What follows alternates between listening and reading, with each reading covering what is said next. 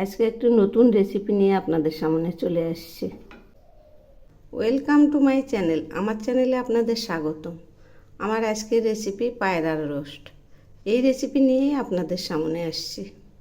এই রেসিপি বানানোর জন্য এখানে আমি পায়রাটা পরিষ্কার করে ধুয়ে নিয়েছি। এবার আমি গ্যাস জ্বালিয়ে নিলাম। এখন আমি এইভাবে পায়রাটা সেঁকে নিচ্ছি। পায়রা সেঁকে না নিলে ভালো লাগে না। এইভাবে ঘুরিয়ে ফিরিয়ে সেঁকে নেব। এই যে দেখুন, সেঁকা হয়ে গেছে। এর গা থেকে তেল বেরোচ্ছে। এবার আমি এর ভেতরটা পরিষ্কার করে নেব। এখনও হয়ে গেছে। এগুলি সরিয়ে নিচ্ছি। এই যে দেখুন, পায়রাটা সেঁকে নেওয়ার পর এর গায়ে যে ছোট ছোট পালক থাকে সেগুলি পরিষ্কার করে ধুয়ে নিয়েছি। আর এই পায়রার ভেতর যে নাড়িভুড়ি থাকে সেগুলিও পরিষ্কার করে নিয়েছি। এবার আমি এর মধ্যে দিচ্ছি 3টে পেঁয়াজ বাটা, আর দিচ্ছি হাফ টমেটো পেস্ট।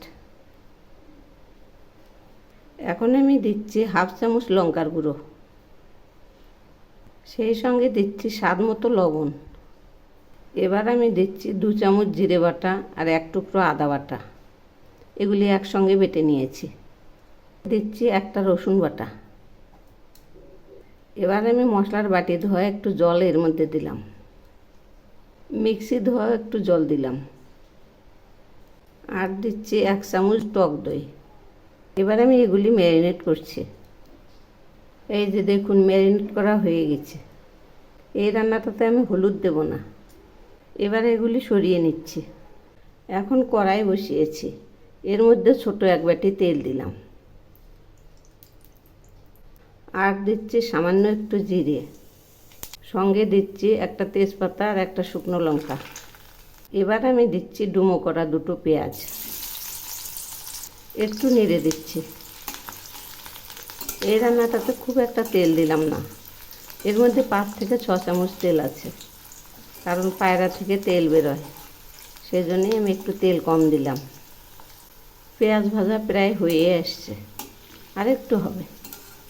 এবার আমি এর মধ্যে পায়রাটা দিয়ে দিচ্ছি, সেই সঙ্গে গ্রেভিগুলোও দিয়ে দিচ্ছি।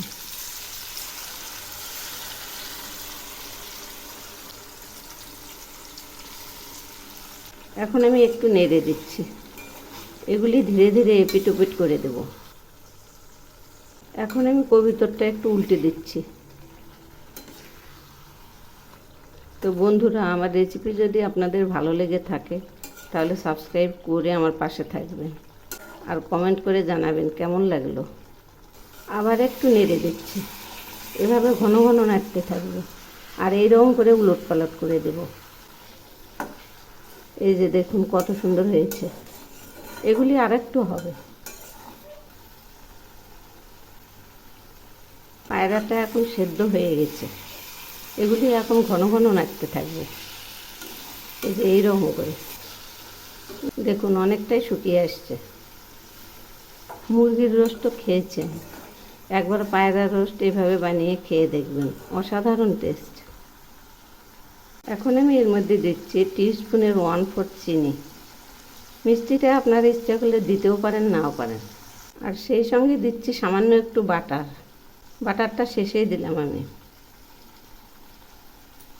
এবার আমি দিচ্ছি 1 টুকরো গরম মশলা বাটা আর 2টো সাদা এলাচ বাটা। এগুলি একসঙ্গে বেটে নিয়েছি। দিচ্ছি 1 চামচ ঘি। এবার আমি এর মধ্যে একটু জায়ফল ঘষে দিচ্ছি। এই যে অল্প পরিমাণ ঘষে দেব।